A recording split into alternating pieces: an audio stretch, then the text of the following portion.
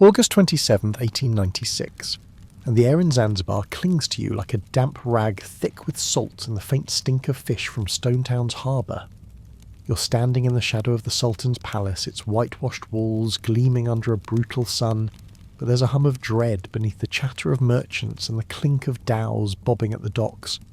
The British have issued an ultimatum. Sultan Khalid bin Bargash, barely a day into his self-proclaimed rule, must step down by 9 a.m. or face their warships. Imagine the nerve a 25-year-old sultan holed up in his palace, thumbing his nose at an empire that gobbles up continents like a bad buffet. This isn't just defiance, it's a colonial middle finger. The streets buzz with whispers. Servants scurry eyes darting to the horizon where 5 British warships loom like vultures, their names Thrush, Sparrow, Raccoon sound like a twisted birdwatcher's list, but their cannons are no joke. You hear the creak of their hulls, the low growl of coal engines, and you can't help but feel the clock ticking. Khalid's uncle, the previous sultan, died 2 days ago, and the British want their puppet Hamoud on the throne. Khalid, though, is not budging. Word is he's barricaded the palace with 2 800-men soldiers, slaves, loyalists, all armed with whatever they could scrounge. Think muskets that misfire swords duller than a bad Tinder date. You catch a glimpse of the palace gates where guards clutch rifles older than their grandfathers. The air's heavy with the scent of cloves. Zanzibar's spice trade is its lifeblood, but it's undercut by the tang of fear. The British consul Basil Cave struts through town like he owns it, delivering ultimatums like a passive-aggressive email. Step down or we'll make you, he might as well have said CCing the Royal Navy. Khalid's response. He locks the palace doors and prays. Locals mutter about his chances, spoiler, they're not great. The British Empire's got a track record of turning defiance into rubble, and Zanzibar's no fortress. Picture this as a colonial speedrun, a geopolitical tantrum about to explode. You can almost hear the British officers sipping tea on their decks, checking pocket watches, smirking at the audacity of this tiny island daring to say no. The ultimatum's deadline creeps closer and the tension's thicker than the humidity. You're not sure if you're more stunned by Khalid's guts or the British ghoul demanding a throne like it's a DoorDash order. By 8 a.m. the city holds its breath. Merchants close shop, fishermen haul nets early, and you're left wondering, is this guy really going to fight an empire? Spoiler alert, he tries. And it's over, faster than a YouTube ad. This war's a historical blip, a 38-minute fireworks show of imperial overkill. But right now, in this moment, it's all potential defiance disaster, and a palace about to become kindling. You stand there, sweat trickling ears, straining for the first cannon's roar. The British are itching to flex, and Khalid's playing chicken with history's worst bully. Like Cher, tell us, would you have stood with Khalid or run for the hills? Let's just say when the clock strikes 9, you'll want to be far from that palace. Inside the Sultan's palace, it's chaos with a side of bravado. You're Khalid bin Bargash, 25 self-crowned ruler of Zanzibar, pacing a marble hall that smells of incense and panic. August 27, 1896, and the British ultimatum's about to expire, 9 a.m, they said. Or their warships turn your home into a bonfire. You've got 2 800 men crammed into this place, a ragtag mix of soldiers, slaves and loyalists, clutching muskets that belong in a museum. Your cannons? They're from the 1870s, rusty as a forgotten bicycle, and your gunners probably haven't fired them since the last Sultan's birthday party. This is defiance, sure, but it's like challenging a tank with a slingshot. The palace hums with nervous energy. Guards shout orders, slaves haul ammunition, and your advisors whisper prayers like they're auditioning for a doomsday choir. Outside Stonetown streets are eerily quiet, but you can feel the British warships' gaze, their cannons aimed like a colonial death stare. You've got 2 of your own ships, well, 1 ship and a yacht, the HHS Glasgow, which sounds fancy but looks like it's ready to sink from embarrassment. Your plan. Hold the palace fire a few shots, maybe scare the British into backing off. Spoiler, they don't scare easy. You stride to a balcony, catching the glint of sunlight on the Thrush and Sparrow out in the harbour. Their smokestacks puff like impatient dragons, and you know 4,000 shells are ready to rain down. Your men stack barrels, pile sandbags, and pray their antique rifles don't jam. It's a Pinterest board of bad ideas, makeshift barricades, cannons that might explode if fired. You're not delusional, you know the odds, but stepping down, handing the throne to Britain's puppet Hamoud, that's a humiliation you can't stomach. Better to go down swinging than grovel. The clock's ticking and your heart's pounding like a war drum. You bark orders, rallying your men with speeches about honour and Zanzibar's pride. They cheer, but their eyes betray fear. Nobody's trained for this. The British, meanwhile, are probably laughing over their morning scones, plotting a war shorter than a Netflix episode. You glance at your cannons lined up like relics of a bygone era and wonder if they'll even fire. A guard mutters about omens, bad ones, and you snap at him to focus. This isn't just a war, it's a statement. You're telling the British Empire not today. In the distance, a ship's horn blares and your stomach lurches. The deadline's here. You brace for the first cannon shot, knowing it'll turn your palace into a colonial piñata. Your men grip their weapons, sweat beading as the air grows thick with dread. This is your stand, your 38-minute gamble against history's heaviest hitter. Modern folks might call this a viral stunt gone wrong, but for you it's everything pride power and a refusal to bow. Like Cher tell us, would you have held the line or slipped out the back? Let's just say when those cannons roar, you'll wish you'd picked a better hill to die on. The clock strikes 9 a.m. on August 27, 1896, and Zanzibar's fate explodes in a deafening roar. You crouch near the Sultan's palace, ears ringing as British warships, Thrush, Sparrow, and their grim posse unleash hell. The first cannon shot splits the dawn, a gut punch of sound that makes your teeth clatter. Within seconds, 4,000 shells are screaming toward the palace faster than a viral TikTok clip gone global. Stonetown's air chokes with smoke, thick and acrid like a barbecue gone apocalyptic. The palace, all whitewashed elegance an hour ago, is now a punching bag for Britain's naval ego, each shell tearing through walls like paper in a shredder. You duck behind a crumbling market stall, heart-hammering as debris rains down, splintered wood, shattered coral, a stray sandal flying past like a bad omen. Khalid's men fire back with their museum-piece cannons, but it's like tossing pebbles at a tank. The HHS Glasgow. Zanzibar's sorry excuse for a warship manages a few defiant shots before British shells turn it into driftwood. You catch glimpses of guards scrambling their muskets, jamming faces pale with the realisation they're in a 38-minute death trap. The ground shakes a relentless drumbeat of destruction, and you're coughing on dust that smells of burnt cloves and despair. The British out in the harbour are conducting this war like a speedrun challenge. Officers on the Raccoon sip tea between orders, their cannons pumping out shells with the efficiency of a factory line. It's overkill, pure and simple, 4,000 rounds in under 40 minutes, like they're trying to set a world record for colonial bullying. You hear screams from the palace where Khalid's loyalists are pinned under collapsing beams. A minaret topples, crashing with a sound like a giant's dropped wine glass. Locals in Stonetown scatter, clutching baskets, praying the shells don't stray. Spoiler, some do, and the body count's already climbing toward 500. This isn't war. It's a tantrum with gunpowder. The British could have sent a stern letter, but no, they chose the sledgehammer approach. You're stuck in the chaos, dodging chunks of plaster, wondering how it all went south so fast. Khalid's defiance bold at 8 a.m. now feels like a bad bet in a rigged casino. The palace's walls are crumbling faster than a Twitter argument, and you can't help but laugh grimly at the absurdity. A war shorter than your morning commute. That's peak Empire energy. Like Cher tell us, would you have stayed to watch the fireworks or bolted for the docks? The cannons don't care they're rewriting Zanzibar's history in record time. The Sultan's palace is a skeleton by 9:15 a.m, August 27th, 1896.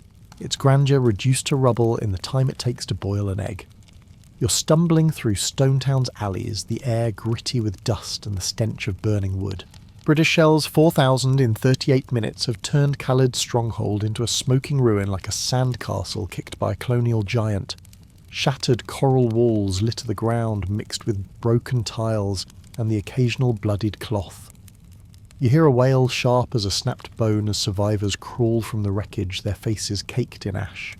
This is the Anglo-Zanzibar war history's shortest, and it's hitting like a YouTube prank gone deadly. The palace's dome, once a proud beacon, lies in chunks, its gilded edges blackened by fire.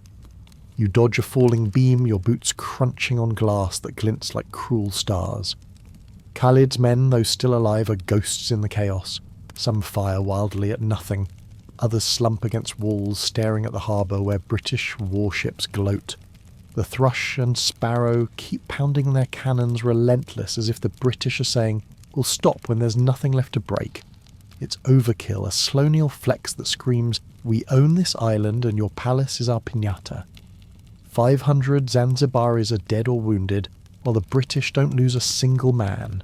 Fair fight, more like a rigged video game. You catch a glimpse of the harbour where the HHHS Glasgow. Khalid's Pride sinks in flames, its crew swimming for shore. The palace's courtyard is a graveyard of cannons, their barrels warped and useless like toys tossed by a bored child.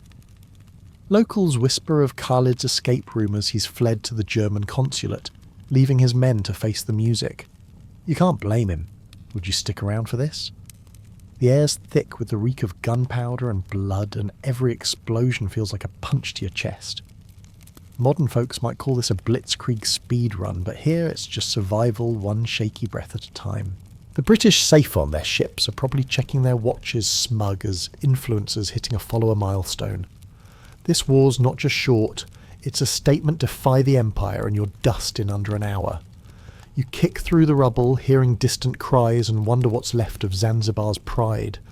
The palace, once a symbol, is now a warning its ruins, whispering of power and folly. Like Cher, tell us, would you have fought for Khalid's lost cause or run from the flames? The war's nearly over, but the scars are just beginning. It's 9:30 a.m, August 27, 1896, and the Sultan's palace is a smouldering wreck, the air thick with ash and the bitter tang of defeat. You're Khalid bin Bargash, Zanzibar's defiant sultan, now reduced to a fugitive in your own city. The British warships have turned your throne room into rubble in under 38 minutes, and you're not sticking around for the encore. You bolt through a back corridor, heart slamming like a war drum as shells scream overhead. The palace groans, walls collapsing like a bad Jenga tower, and you're dodging debris, shattered tiles, splintered beams that litters the floor like confetti from a colonial party you weren't invited to. Your silk robes snag on a jagged doorframe and sweat stings your eyes as you stumble toward a hidden exit. Outside, Stonetown's alleys are a maze of panic with locals fleeing and British shells still raining down like a vengeful meteor shower. You've got a plan, make it to the German consulate, Zanzibar's only neutral ground, where the Union Jack can't touch you. Your loyalists, what's left of them, cover your escape. Their muskets firing useless shots into the smoke. You hear their shouts fade drowned by the roar of cannons, and you know most won't see noon. It's a grim trade-off, your freedom for their sacrifice. You duck into a narrow boat, barely a dinghy, rowed by a trembling servant who smells of fear and cloves. The harbour's a chaos of sinking ships. Your HHS Glasgow is a flaming wreck, its mast snapping like a broken promise. You crouch low, the splash of oars mixing with the distant screams of your city. The German consulate looms ahead, its flag a faint hope in the haze. You're not a sultan now. You're a man running from history's fastest beat down. Modern folks might call this a strategic retreat, but let's be real, it's a getaway shadier than a budget Uber at 2 a.m. You reach the consulate, scrambling over its walls, your breath ragged as German diplomats stare, probably wondering why they're now babysitting a fallen king. The British smug on their warships don't chase you. Why bother when they have already won? Your palace is gone. Your men are dead or scattered, and Zanzibar's pride is a casualty of their 38-minute tantrum. You slump against a wall, the air cool but reeking of betrayal. Like Cher, tell us, would you have risked it all for a throne or cut your losses like Khalid? This escape's no victory, it's survival, and it tastes like ash. The clock's barely hit 9:38 a.m. August 27, 1896, and Zanzibar's surrender is as final as a dropped mic. You're wading through Stonetown's blood-soaked streets where the Sultan's palace lies in ruins, a casualty of Britain's 38-minute war. The air's heavy with gunpowder and grief, the ground littered with rubble, coral stones, broken muskets, and bodies of the 500 Zanzibaris who didn't make it. The British warships smug in the harbour have silenced their cannons, their 4,000 shells leaving nothing but smoke and silence. You step over a shattered cannon barrel, its metal warped like a twisted dream, and the stench of blood and burnt wood chokes your lungs. Khalid's gone fled to the German consulate, leaving his men to face the fallout. Survivors stumble from the wreckage, faces caked with dust, eyes hollow with shock. A woman cradles a wounded guard, his uniform torn, whispering prayers that sound like defiance. The British untouched, not a single casualty, parade their victory from the safety of their ships, their officers probably toasting with tea. This wasn't a war. It was a colonial smackdown, a power flex that turned a sultan's pride into a footnote. Imagine a modern equivalent, an empire steamrolling a tiny island faster than you can binge a Netflix episode. The streets hum with whispered anger. Locals curse Khalid's reckless stand, but the British are the real villains here. Their ultimatum, a death sentence wrapped in diplomacy. You pass a market stall, its spices scattered in the dirt, and hear a child's wail cut through the haze. The palace's ruins loom a jagged reminder of what happens when you defy an empire with more firepower than patience. Zanzibar's spirit isn't broken, but it's bruised its people left to pick up the pieces while the British install their puppet Hamoud like swapping a chess piece. This defeat stings not just for the blood, but for the sheer speed of it, 38 minutes to crush a city's heart. You stand among the wreckage, the harbour glinting under a cruel sun, and wonder how history will spin this. A quirky factoid, a lesson in imperial arrogance. For now, it's raw, the wounds fresh, the silence louder than the cannons ever were. Like Cher tell us, would you have rallied for a lost cause or mourned in the ashes? Zanzibar's story isn't over, but this chapter's written in blood and ruin. It's just past 9:38 a.m, August 27, 1896, and the British are strutting like they've won a gold medal in colonial bullying. You're standing on a Stonetown dock, the harbour air sharp with salt and gunpowder, watching British warships thrush. Sparrow and their smug flotilla bask in their 38-minute victory. The Sultan's palace is a smoking ruin, Khalid's fled, and Zanzibar's defiance is dust. British officers crisp in their uniforms sip tea on deck, their laughter carrying over the water like a bad laugh track. This isn't just a win, it's a victory lap for an empire that turned a sultan's rebellion into a speedrun massacre. No British casualties to spoil the mood. You squint at the raccoon where Captain O'Callaghan, probably stroking his moustache, logs the war's end with the precision of a tick-tock timer. Union Jacks flutter bold as a viral hashtag, while Marines disembark to secure what's left of Stonetown.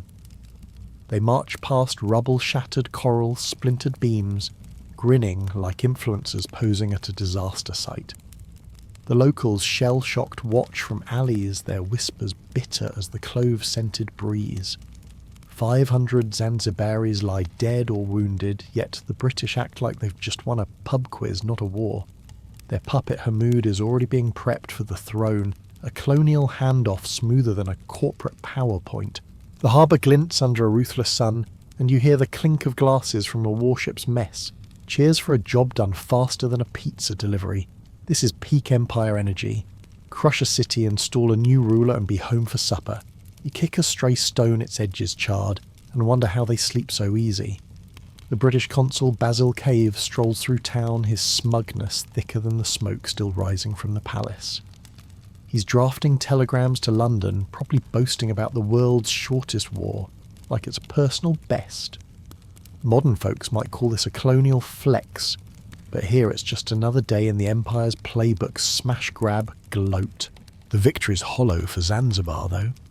You see a fisherman, his nets tangled in debris, staring at the warships with eyes like open wounds. The British don't care, they've got their win, their flag, their story. This 38-minute war is their mic drop moment, proof they can crush defiance before breakfast. Like Cher tell us, would you have cheered their efficiency or spat at their arrogance?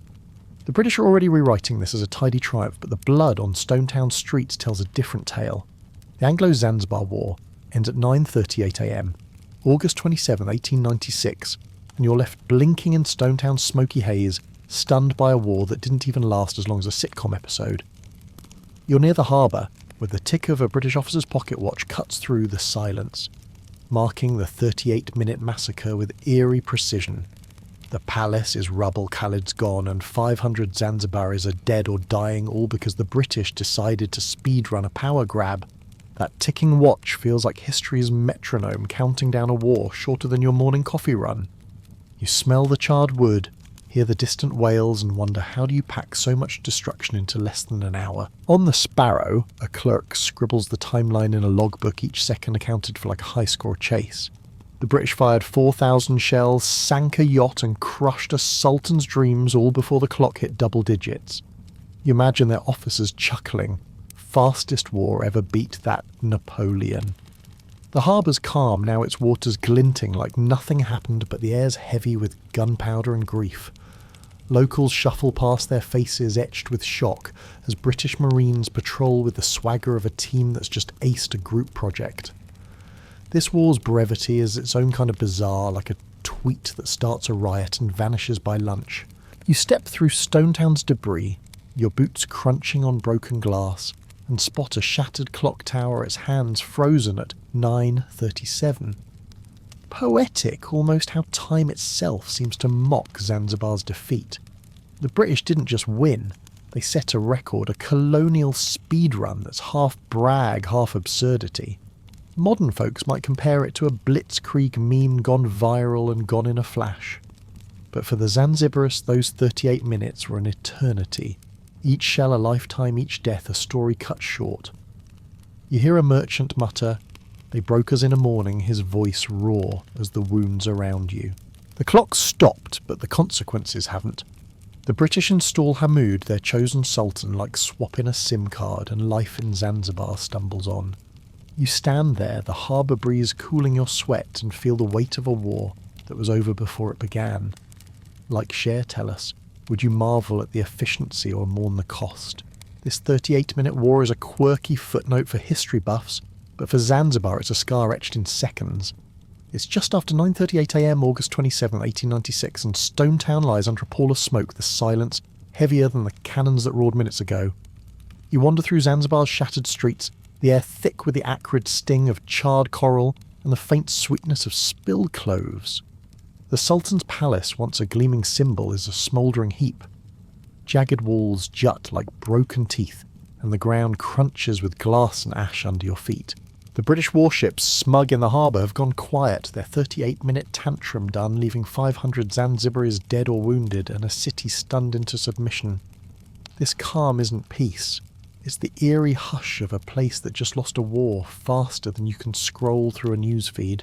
You pass a woman sweeping debris from her doorstep, her eyes defiant despite the tears cutting tracks through the dust on her face. A child clutches a broken sandal, staring at the ruins as if they might rebuild themselves. The harbour glints under a cruel sun, its waves lapping like nothing happened, but the stench of blood and burnt wood lingers. Locals whisper of Khalid's escape to the German consulate, some cursing his name, others grudgingly admiring his nerve. You hear a merchant mutter. He stood up, at least his voice raw as the wounds around you. This is Zanzibar's heart, bruised, not broken, teetering between grief and defiance. The British safe on their ships are probably drafting victory telegrams, crowing about their world record war. You kick a shard of pottery, its pattern faded like the city's pride, and feel the weight of this unnatural quiet. It's as if the island's holding its breath, waiting for the next blow.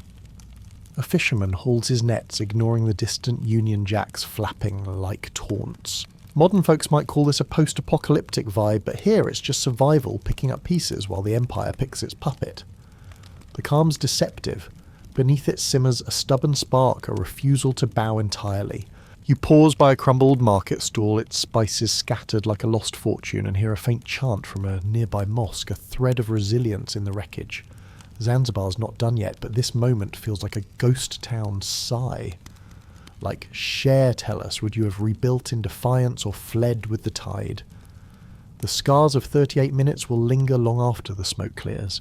The Anglo-Zanzibar War's dust settles by noon August 27, 1896, but the real game's just beginning. You're in a dimly lit British consulate in Stonetown, where the air smells of ink and arrogance as Consul Basil Cave scribbles orders to crown Hamoud the Empire's chosen sultan. The palace is rubble Khalid's in hiding, and the British are playing chess with Zanzibar's future, Their every move, a calculated jab in a colonial power play. Those 38 minutes of cannon fire. Just the opening act in a drama where the British Empire flexes like a CEO closing a hostile takeover. You can almost hear London's bureaucrats clinking teacups smug over a war won faster than a viral tweet. Outside Stonetown's streets are a mess of debris and defiance, but in here it's all dusty treaties and polished boots. The British didn't just crush Khalid, they rewrote Zanzibar's story, installing Hamoud like a software update to ensure the clove trade keeps flowing. You leaf through a stack of papers, ultimatums, agreements, all dripping with imperial entitlement. The 4,000 shells were overkill, sure, but they sent a message: defy us and your history's speed bump. This is the Empire's playbook: smash resistance, plant a flag and call it progress. Modern folks might see it as a geopolitical mic drop, but it's just another day in Britain's global grind. You step onto a balcony, the harbour glinting below where warships still loom, like bouncers at a colonial club. Locals shuffle past their eyes, sharp with resentment, knowing Hamoud's rule is Britain's by proxy. The war's 500 dead weigh heavy, but the British act like it's a clean win, no blood, on their pristine uniforms. Cave's telegrams to London brag of efficiency, framing 38 minutes as a masterclass in imperial swagger. You smell the cloves on the breeze, a reminder of why they're here. Zanzibar's spice wealth is the real prize, not Khalid's throne. This power play is a cold machine grinding down defiance to keep the Empire's wheels turning. You wonder how the locals will endure their spirit flickering in the shadow of Union Jacks. Like Cher tell us, would you have played their game or spit on their treaties? The British won the war in 38 minutes, but the real victory is this control dressed up as order while Zanzibar bleeds. The sun climbs higher over Stonetown, August 27, 1896, and you're threading through the wreckage of a 38-minute war that left Zanzibar's heart bruised. The air's thick with dust and the sharp tang of blood, the Sultan's palace a crumbled ghost of its former glory. You pause by a shattered market stall, its clothes scattered like lost coins, and hear the low hum of voices Zanzibaris picking through the ruins, their words a mix of grief and grit. 500 lie dead or wounded, yet the survivors move with a stubborn pulse, sweeping debris, binding wounds, defying the British warships that still glower in the harbour. This isn't surrender. It's survival, raw and unbowed, like a city flipping the bird to an empire's speedrun massacre. A fisherman, his hands calloused as the coral he stands on mutters about Khalid's folly, but his eyes burn with pride for Zanzibar's defiance. We didn't kneel, he says, tossing a broken net aside, his voice cutting through the smoky haze. Nearby, a woman wraps a cloth around a boy's gashed arm, her prayers sharp as the glass underfoot. The British safe on their ships don't see this, the quiet strength of a people who've lost everything but their spine. You smell the salt of the sea mixed with the reek of charred wood, and feel the weight of their gaze on the horizon, where Union Jacks flap like smug emojis. Modern folks might call this a post-apocalyptic comeback, but here it's just another day in a city that refuses to break. You step past a toppled minaret, its stones warm from the morning sun, and hear a merchant haggling over salvaged spices, his laugh defiant as he barters in the rubble.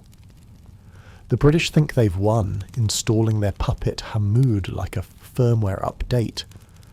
But these voices tell a different story, one of resilience whispered in Swahili carried on the clove-scented breeze. The war lasted 38 minutes, shorter than a bad Zoom call, but its scars will outlast the Empire's gloating. Like Cher tell us, would you have joined these voices or faded into the silence Zanzibar's ruins hum, with life a testament to a people who bend but don't break? You're slipping through Stonetown's alleys. August 27, 1896, the midday heat pressing down like a colonial boot. The Sultan's palace is rubble, the 38-minute war done, and Khalid bin Bargash, Zanzibar's fallen sultan, is holed up in the German consulate, a squat, whitewashed building that's now the hottest neutral zone in town. You catch a glimpse of its walls, guarded by German flags flapping like a diplomatic do not disturb sign. Inside, Khalid's pacing, his silk robes torn, sweat beading as he trades his throne for sanctuary. The British, fresh off their speedrun victory, can't touch him here, and you can almost hear their officers grinding their teeth across the harbour like influencers denied a VIP pass. The consulate's air is cool but tense, smelling of ink and old treaties. German diplomats caught in this colonial soap opera eye Khalid like he's a houseguest who's overstayed his welcome. He's no longer a sultan, just a 25-year-old with a death wish and a bad plan, his 800 men left to die in the palace's ruins. You imagine him staring out a window, the harbour glinting where British warships gloat their cannons silent but smug. The Germans play neutral, but they're not fools. This is a power play, a chance to tweak Britain's nose while protecting a fugitive. It's diplomacy as a chess game, and Khalid's the pawn who thought he was king. Outside Stonetown buzzes with rumours, will Khalid stay flee or face the British? You hear a local whisper, "He's safe, but we paid the price," his voice bitter, as the blood drying in the streets. The consulate's a bubble shielding Khalid from the 500 dead, and the city's grief, but it's no fortress. The British are already scheming their puppet Hamoud ready to take the throne like a corporate rebrand. Modern folks might call this a diplomatic plot twist, but here is a tense standoff with Khalid's fate dangling like a bad Wi-Fi signal. Like Cher tell us, would you have sheltered a fallen sultan or handed him over? The German consulate's walls hold Zanzibar's last act of defiance for now. You're in the Sultan's Palace courtyard, August 27th, 1896, just before 9 a.m, and the air hums with the frantic clatter of Zanzibar's makeshift defences. The ground is littered with rust-eaten cannons, their barrels pitted like ancient relics that haven't fired since some long-forgotten festival. You kick at a pile of muskets, they're wood-warped, and triggers sticky with grime as Khalid's 800 men soldiers, slaves, loyalists, scramble to fortify a palace about to face Britain's wrath. The stench of old gunpowder and sweat mixes with the clove-scented breeze, and you can't help but smirk at the absurdity. This is less an army, more a museum exhibit facing a colonial wrecking ball. Think of it as a Reddit thread titled "Worst War Prep Ever." Your boots crunch on coral gravel as you pass a cannon, its muzzle aimed shakily at the harbour where British warships, Thrush, Sparrow and friends loom like a final boss in a video game Khalid can't win. These cannons, 1870s relics, might explode if fired, and the gunners half-trained at best fumble with powder like kids playing with a chemistry set. You spot a guard, barely 20, clutching a sword so dull it couldn't cut bread. His eyes wide with the kind of fear that screams, "I signed up for parades, not this." The HHS Glasgow. Zanzibar's flagship bobs in the harbour, a yacht dressed up as a warship ready to sink faster than a bad meme. The British out there, sipping tea, know this is no contest. Their 4,000 shells are about to turn Khalid's defiance into a 38-minute footnote. You hear a shout as men stack sandbags, their hands trembling, piling barrels like they're building a sandcastle against a tsunami. It's tragic almost, but so absurd you'd laugh if the stakes weren't 500 lives. Modern folks might call this a DIY disaster, like a startup pitching against a tech giant. Khalid's betting on pride, but his arsenal's a time capsule, outdated, outgunned, out of luck. Like Cher tell us, would you have manned these rusty relics or run for the hills? When the cannons roar, these defences will crumble faster than a bad Wi-Fi signal. It's late morning, August 27, 1896, and you're in a British consulate office in Stonetown, where the air smells of ink and smugness. The 38-minute war is over the Sultan's palace, a pile of rubble, and Consul Basil Cave is hunched over a desk, crafting telegrams that spin this slaughter into a triumph. His pen scratches like a victory march, framing the Anglo-Zanzibar War as a masterclass in imperial efficiency. 1,000 shells, 0 British losses, and a new Sultan Hamoud installed like a fresh app update. You glance at the papers, their words dripping with colonial swagger, ready to hit London's newspapers like a viral post Zanzibar tamed in record time. This is propaganda empire style, turning a massacre into a PowerPoint of progress. Outside Stonetown streets reek of blood and ash. 500 Zanzibaris dead or wounded, but Cave's dispatches don't mention the body count. Instead, they praise the Royal Navy's precision as if shelling a palace was brain surgery. You imagine London editors eating it up, splashing headlines like swift justice in Zanzibar across broadsheets, while readers nod over tea impressed by a war shorter than their commute.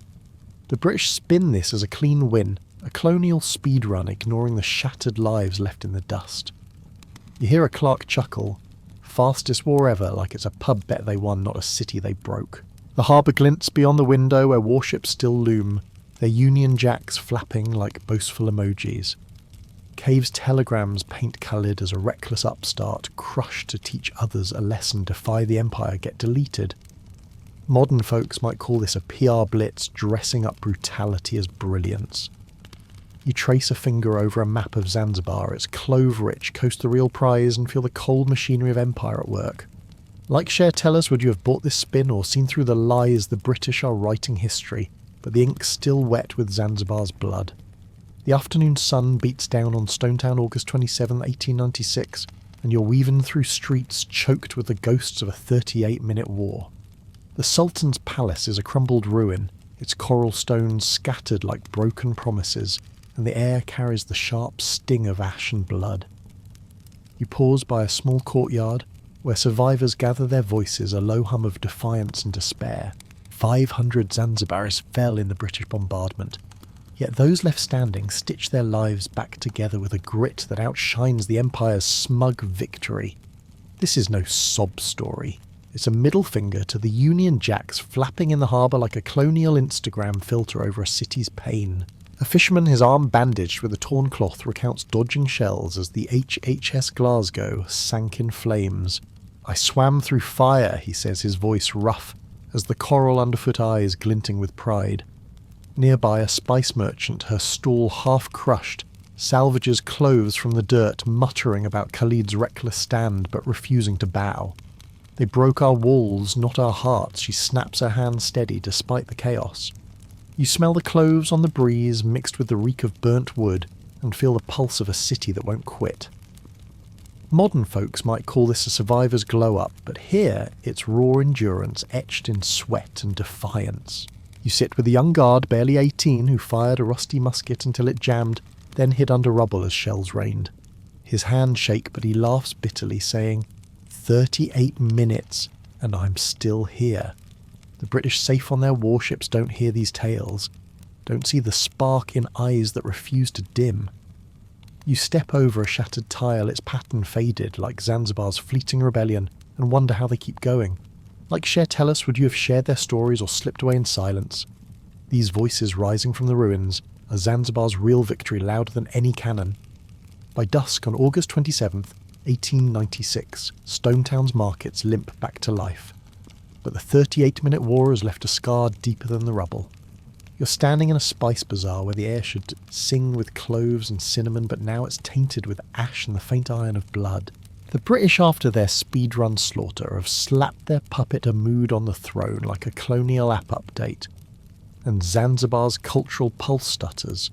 The clove trade, the island's heartbeat falters as merchants count losses, smashed stalls, scattered goods, and a city too shaken to haggle like before. This war, shorter than a podcast episode, didn't just break walls, it cracked the spirit of a trade hub that once laughed in the face of empires. You watch a vendor sweep debris as spices mixed with dust, his face a mask of grim resolve. The British don't care. Their warships looming in the harbour guard their profits, not Zanzibar's soul. The Swahili songs that once echoed through these streets are quieter now, replaced by whispers of Khalid's flight and Hamoud's puppet strings. A woman braiding a child's hair mutters about the old days when sultans answered to the island, not London. The war's 500 dead weigh heavy, and the market's rhythm, its haggling, its banter feels like a song played out of tune. Modern folks might call this a cultural glitch, like a festival cancelled mid-beat, but here it's a wound to Zanzibar's identity. You pass a mosque, its minaret cracked, but standing where prayers carry a defiant edge. The British think they've won, but they've only paused the island's story. Clove sacks pile up unsold as traders eye the harbour with distrust. Like Cher, tell us, would you have fought to keep Zanzibar's spirit alive, or let it fade under colonial weight? This 38-minute war reshaped an island's soul, but its people are already weaving it back together one stubborn thread at a time. It's August 28th, 1896, and Stonetown's streets pulse with a gritty recovery, the air still sharp with ash from yesterday's 38-minute war. You're walking past the ruins of the Sultan's Palace, its coral stones jagged like a broken app icon, and you can't help but see this chaos through a modern lens. The British crushed Zanzibar faster than a viral tweet goes from trending to forgotten their 4,000 shells, a colonial equivalent of a social media pylon. 500 Zanzibaris died, yet the Empire's already spinning this as a quick fix like a tech giant patching a glitchy update.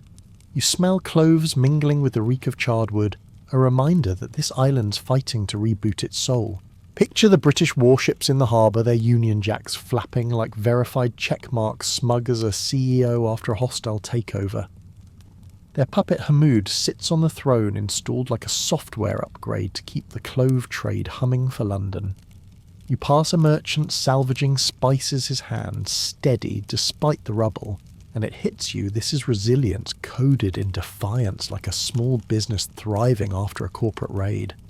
The war's brevity, shorter than a YouTube ad, makes it a bizarre meme in history's feed, but for Zanzibaris it's a server crash with real blood and broken markets.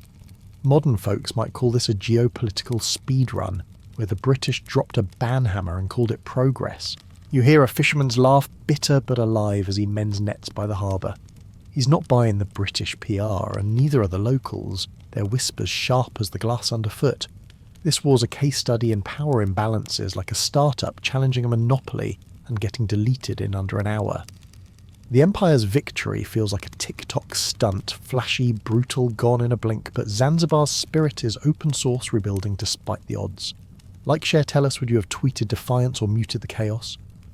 The parallels are uncanny. Empires then, and now love a quick win, but the scars linger longer than any algorithm. Night falls on Stonetown August 28, 1896, and the ruins of the Sultan's Palace cast jagged shadows under a sickle moon. You're standing among the crumbled coral walls, the air cool but heavy with the scent of ash and cloves, and you hear whispers, local tales of the 38-minute war that already feel like ghost stories. The palace gutted by 4,000 British shells is more than rubble. It's a haunted relic, its stones said to hum with the unrest of 500 fallen Zanzibaris. Locals swear they hear faint cries at dusk as if Khalid's defiance lingers like a glitch in the island's memory. This isn't just history, it's folklore born from a war shorter than a podcast, eerie as a horror thread gone viral. You step over a shattered tile, its pattern glowing faintly in the moonlight, and a fisherman nearby mutters about spirits of the cannon smoke. He claims the ruins curse those who linger too long, a tale spun from grief and the shock of a city broken in 38 minutes. The British, now sipping tea in their consulate, dismiss these stories, but you feel a chill like the harbour breeze carries voices of the dead. A woman selling cloves by a cracked minaret whispers of a shadow, Khalid, some say, seen fleeing through the wreckage bound for the German consulate, but never truly gone. Modern folks might call this a haunted urban legend, like a creepy Reddit post, but here it's a wound woven into Zanzibar's soul. The stars above glint like eyes, and you hear a creak from the ruins. Maybe just settling stone, maybe something else. The locals don't linger here at night, their tales a mix of defiance and dread, keeping the war's memory alive in whispers. Like Share Tell Us, would you have braved these ruins or steered clear of their eerie hum? The 38-minute war is over, but its ghost, real or imagined, still stalks Stonetown's shadows. It's August 29, 1896, and Stonetown streets pulse with the stubborn heartbeat of a city refusing to die. You're walking through the debris of the 38-minute war, where the Sultan's Palace lies in ruins, its coral stones scattered like a broken dream. The air smells of cloves and ash, a sharp reminder of the 4,000 British shells that tore through Zanzibar, leaving 500 dead or wounded. Yet the people here, merchants, fishermen, mothers, move with a grit that laughs in the face of colonial arrogance. They sweep rubble mend nets and haggle over spices, their voices a defiant chorus against the Union Jack still flapping in the harbour. This is resilience, raw and unyielding, like a Wi-Fi signal that keeps reconnecting despite the storm. You pause by a market stall where a woman sorts through salvaged cinnamon, her hand steady, as she brushes off dust like it's nothing. The British broke our walls, not us, she says, her smile sharp as the glass crunching underfoot. Nearby, a fisherman rebuilds his boat, its wood scarred from the bombardment, his laughter carrying over the harbour's glint. The war was shorter than a YouTube ad, but its scars linger, yet so does Zanzibar's spirit. The British holed up in their consulate are already crowning Hamoud their puppet sultan, thinking they've tamed the island. Modern folks might call this a comeback story, like a small business bouncing back after a corporate raid, but here it's survival woven into every cracked stone and defiant glance. You hear a prayer from a nearby mosque, its rhythm steady despite a cracked minaret, and see children weaving through the ruins chasing a makeshift ball. 500 lives lost, a palace gone, yet Zanzibar's pulse beats on. The clove trade battered, but breathing restarts as merchants shout prices like they're daring the empire to try again. Like Cher, tell us, would you have joined this rebuild or walked away from the wreckage? Zanzibar's people are proof that even a 38-minute war can't break a city's soul. It bends, but it holds. The sun sets on Stone Town August 29, 1896, casting a warm glow over the ruins of a war that lasted 38 minutes. You stand by the harbour where the British warships, Thrush, Sparrow and their ilk still loom their cannons silent but smug. The Sultan's palace is rubble 500. Zanzibaris are dead or wounded, and the British have crowned Hamoud their puppet, like a colonial algorithm picking the next trending topic. This war, shorter than a coffee break, is a masterclass in imperial absurdity. A power flex so over the top it's almost a parody. You smell the cloves on the breeze mixed with the faint reek of ash, and marvel at how the British turned a city's defiance into a footnote with 4,000 shells. The Empire's propaganda machine is in overdrive, spinning this as a swift triumph like a viral post racking up likes in London. You imagine officers toasting in their consulate, chuckling over a war won before their tea went cold. But walk these streets and you see the real story. Merchants rebuilding stalls, fishermen mending nets, a city refusing to bow. The British thought they could crush Zanzibar's soul in 38 minutes, like a corporate giant squashing a start-up, but they underestimated the island's heart. Khalid's stand was reckless, sure, but it was a spark and the embers still glow in every defiant glance you catch. You kick a piece of coral rubble, its edges worn like the Empire's logic. Why destroy a city for a throne you already control? Modern folks might call this a geopolitical speedrun gone wrong, but it's more than that. It's a lesson in hubris, a reminder that empires write history, but people live it. Like Cher, tell us, would you have laughed at this absurdity or raged at its cost? The 38-minute war is over, but Zanzibar's story, its grit, its cloves, its unyielding spirit, outlasts the British swagger, a testament to a city that refuses to fade.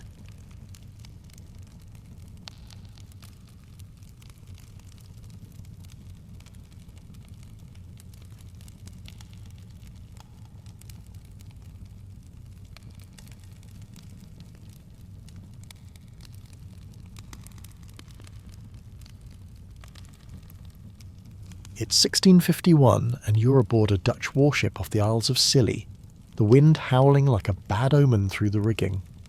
The deck creaks under your boots, salt spray stinging your face as Admiral Martin Tromp, red-faced and fuming, declares war on these tiny fog-shrouded rocks.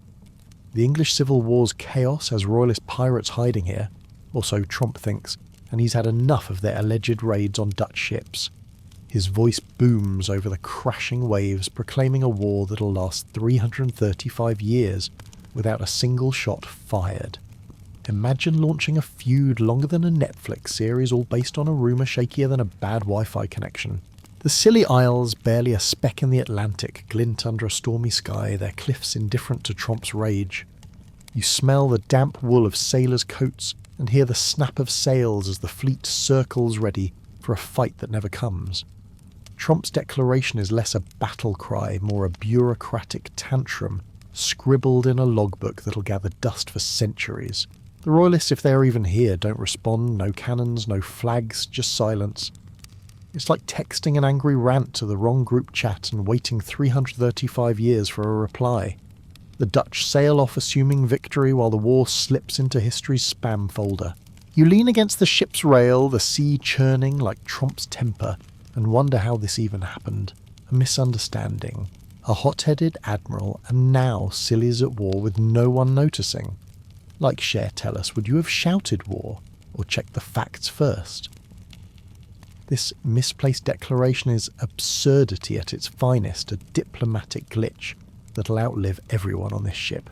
You're standing on the Isles of Scilly, 1651, where the fog rolls thick over rocky cliffs, and the sea whispers secrets to the gulls. The Dutch somewhere out there have declared war, but you'd never know it. The islanders' fishermen, farmers, a few stubborn souls go about their lives mending nets and tending sheep, oblivious to Admiral Tromp's paper-thin feud. The air smells of salt and damp earth, the village a scatter of stone cottages glowing faintly in the mist. This war, destined to last 335 years, is quieter than a library on a Sunday, its existence buried in a Dutch archive like an email lost in the cloud. You wander past a fisherman hauling crabs, his hands rough, as the coral reef's humming a tune that's got no hint of battle. The Isles are a world apart, untouched by the English Civil War's chaos or Tromp's misplaced wrath. No cannons roar, no soldiers march, just the rhythm of waves and the clink of ale mugs in a tiny pub. It's surreal, like living in a group chat where someone's raging but you're on mute. The islanders don't know their enemies are the Dutch, and the Dutch, long gone, don't care. This war's a ghost-haunting paperwork, not people. You sit on a cliff, the Atlantic stretching endless, and feel the eerie calm of a place untouched by its own history. Like Cher tell us, would you have lived in this blissful ignorance or dug for the truth? Scilly's piece is a quirk of fate, a 335-year nap through a war that never was. You're in a dusty Dutch archive sometime in the 18th century where the air smells of mould and forgotten promises. Stacks of yellowed parchment tower around you, their ink faded like a ghost's whisper chronicling a war nobody remembers. In 1651, Admiral Martin Tromp declared war on the Isles of Scilly, a speck in the Atlantic over unverified pirate rumours. Now, over a century later, that declaration sits buried in a ledger, unnoticed as the world spins through wars that actually matter. This 335-year conflict with 0 shots fired is a bureaucratic blunder like an email stuck in the outbox for 3 centuries. You trace a finger over brittle pages, the parchment crackling under your touch, and find Tromp's angry scrawl, a war nobody fought, forgotten by Dutch clerks and Solonian fishermen alike. Outside Amsterdam's canals glint oblivious to this paper-thin feud. The Isles of Scilly, with their foggy cliffs and sleepy villages, haven't heard a peep from the Dutch since Tromp sailed off, and the war lingers only in this archive's shadows. It's absurd, like a social media spat nobody bothers to delete, left to fester in history's spam folder. The clerks who filed this probably yawned unaware they were perpetuating the longest war never fought. You step back, the musty air clinging to your clothes, and marvel at the oversight. Like Cher tell us, would you have caught this mistake or let it rot for another century? This war's a clerical ghost haunting history, with no blood, no battles, just neglect. It's 1986, and you're in a cramped Scilly Isles library, where the air smells of old books and sea salt. Historian Roy Duncan, glasses fogging with excitement, flips through a dusty Dutch archive sent from Amsterdam, his fingers trembling as he uncovers a 335-year-old secret. In 1651, Admiral Martin Tromp declared war on these tiny islands, a feud forgotten until this moment. Duncan's discovery is like finding a glitch in history's code, a war with no battles, no deaths, just a clerical error that outlasted empires. You hear the rustle of pages, each one a testament to human absurdity. Outside Scilly's cliffs gleam under a grey sky, as oblivious now as they were in 1651. Duncan's find sparks laughter. Imagine realising you're at war while sipping tea in a cosy pub. He writes to the Dutch embassy, half joking, and they confirm the oversight, setting the stage for a 1986 peace treaty. It's a historical plot twist, like unearthing a meme from the 17th century. The islanders amused embrace the story, their pubs buzzing with quips about surrendering to Dutch tourists. You smile at the irony a war nobody fought ended with a handshake and a chuckle. You glance at Duncan's notes, the ink fresh where history's stale, and feel the surreal weight of this non-war. Like Cher tell us, would you have dug up this quirk or left it buried? The Isles' 335-year war is a joke history played on itself, resolved with a grin. It's April 17th, 1986, and you're on St Mary's, the largest of the Isles of Scilly, where the salty breeze carries the scent of seaweed and a faint whiff of absurdity. A small crowd gathers near a quaint pub, their laughter mingling with the clink of pint glasses as Dutch and Solonian officials stage a peace treaty to end a 335-year war nobody fought. Historian Roy Duncan grinning like he's pulled off history's best prank watches as a Dutch diplomat signs a ceremonial document, the ink gleaming under a cloudy sky. This war, sparked by Admiral Martin Tromp's 1651 tantrum, was forgotten until Duncan dug it up, and now it's ending with more fanfare than it ever deserved, like closing a 300-year-old Reddit thread with a viral party. The ceremony is a spectacle, with locals in wool sweaters and Dutch visitors in clogs shaking hands, their chuckles louder than the gulls overhead. You stand by a stone wall feeling the damp chill of Scilly's cliffs and marvel at the sheer silliness of war with no battles, no blood resolved with a wink and a signature. The document's more theatre than treaty, like a meme printed for posterity, but it's a nod to human quirks. Islanders raise glasses, joking about surrendering to Dutch tourists, while the harbour sparkles, oblivious to the history it outlasted. Like Cher tell us, would you have toasted this farce or rolled your eyes? This treaty's a punchline proof that even history's mistakes can end with a laugh. You're in a cosy Scilly Isles pub, April 1986, where the air smells of ale and damp wool, and laughter bounces off stone walls like the waves outside. The 335-year war with the Netherlands, a forgotten blip from 1651, is now a local punchline thanks to historian Roy Duncan's discovery and the recent peace treaty. Islanders clink mugs, joking about surrendering to Dutch tourists, their accents thick as the fog rolling over St. Mary's cliffs. Want to invade? Bring tulips. A fisherman quips his grin wide as he serves a Dutch visitor a pint. This war with 0 shots fired is now a viral meme in Scilly's pubs, as absurd as a TikTok trend that lasts 3 centuries. You lean against the bar, hearing tales of Dutch ghost ships spun for laughs, the harbour's twinkle visible through a window. A barmaid teases a tourist. Sign the treaty or we'll keep your tab open since 1651. The crowd roars and you can't help but smile at the islanders' knack for turning a bureaucratic hiccup into folklore. No blood, no battles, just a story that's outlived empires, now fueling pub banter and tourist selfies. Modern folks might call this a history glow-up, but here it's Scilly's way of owning the absurdity. Like Cher tell us, would you have joined the jokes or shrugged at the silliness? This war is a laugh, a reminder that history's quirks can spark joy in a pint glass. You're standing on a cliff in the Isles of Scilly, 1986, where the fog curls like a whisper over the Atlantic's restless waves. The night air is damp, smelling of salt and seaweed, and the locals' tales of the 335-year war with the Netherlands have taken a spooky turn. They speak of Dutch ghost ships, spectral sails glimpsed in the mist, a nod to Admiral Martin Tromp's 1651 declaration that started this bloodless farce. No shots were fired, no lives lost, but the story's grown eerie legs, as if the island's rocks hold the memory of a war that never was. It's like a creepy Reddit thread, half joking, half haunting, born from a bureaucratic glitch. You hear the creak of a distant boat, or maybe it's just the wind, and feel a chill that's not entirely from the sea.